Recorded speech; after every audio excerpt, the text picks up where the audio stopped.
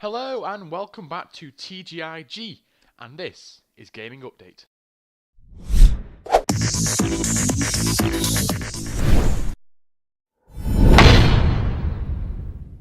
So, it seems that Microsoft may be actually bringing out a new Xbox One or Xbox 360 limited edition console. Now, this news comes from their Facebook page, which posted a picture asking, if you could get a limited edition console for any Xbox game, what would it be? The picture doesn't actually state whether it would be an Xbox One or 360, however we won't have to wait too long since the announcement will be coming out on Friday. Now, an Xbox One bundle or limited edition console is the better idea for Microsoft because they should be pulling more positive attention towards their Xbox One platform. Now, the game that the console would be centered around would be either Rise or Titanfall because, of course, Rise looks absolutely amazing and Titanfall also looks absolutely amazing. And plus, these two games are the biggest exclusives for the Xbox One platform. So, what limited edition game would you want and on what platform? The Xbox One or the Xbox 360? Share your opinion in the comments section below. So, moving on, there is a rumour that Assassin's Creed 5 will feature multiplayer naval combat.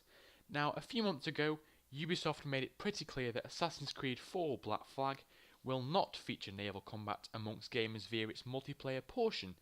Even so, the next iteration of Assassin's Creed might include this tantalising option.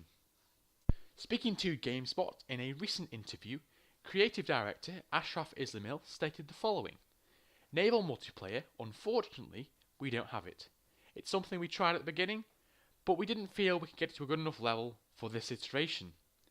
For this iteration sounds pretty interesting, because we do know for a fact that Ubisoft already has 2 more Assassin's Creed games in the works, and seeing as the naval combat was one of the most acclaimed features in Assassin's Creed 3, we wouldn't rule out the possibility of expanding it even beyond Assassin's Creed 4 Black Flag, and that's including multiplayer battles. So Assassin's Creed 4 is already making naval combat and exploration a very big deal with its open world nature, which doesn't include any loading times between land and sea. So what would they possibly add in another entry to keep it fresh alongside the rumoured multiplayer feature? Now, I know it's very early to be talking about a Assassin's Creed 5 when Assassin's Creed 4 Black Flag isn't even released yet, but if that was actually a feature that could be added into Assassin's Creed 5, that would be amazing. Multiplayer naval combat, oh my Christ almighty, that would be amazing. But yeah, tell us your thoughts in the comments section below. And finally, Nividia's gaming handheld device, which is called Shield, is going for a price of $299. Yeah, look at the size of it. Sounds a bit of a price, doesn't it? But in reality, the Shield may end up being a relative bargain for folks who want a dedicated gaming device. It actually comes down to the video games available on Android. Many are free or cost 99 cents. An expensive game would run you $10. Now compare that with the Nintendo 3DS or PlayStation Vita. An average 3DS game is going for about $35 to $40.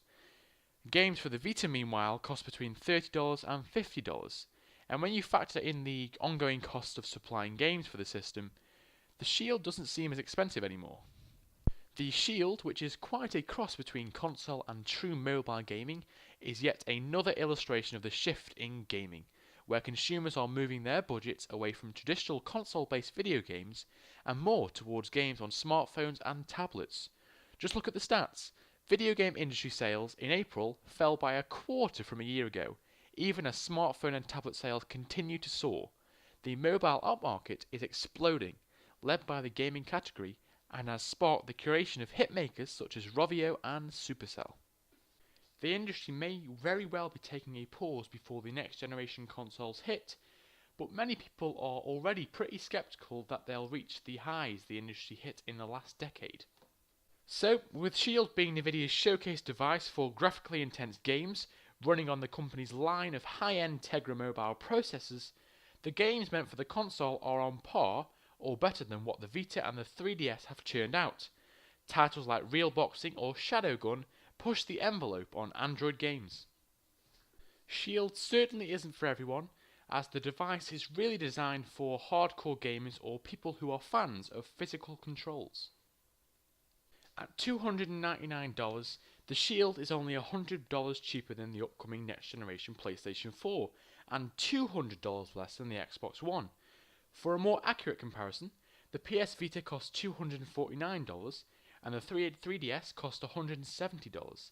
Apple's iPod Touch, touted as a gaming device, started at $299. Ultimately, it's more than just the hardware. When considering a video game system, you need to consider the software, and in this case, the extensive and much cheaper library of Android games adds a lot of value to the Shield. So yeah guys, that's everything from today's gaming update.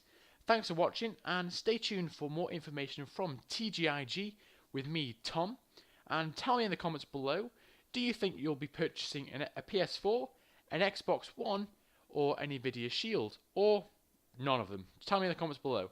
So thanks for watching, and until next time, goodbye.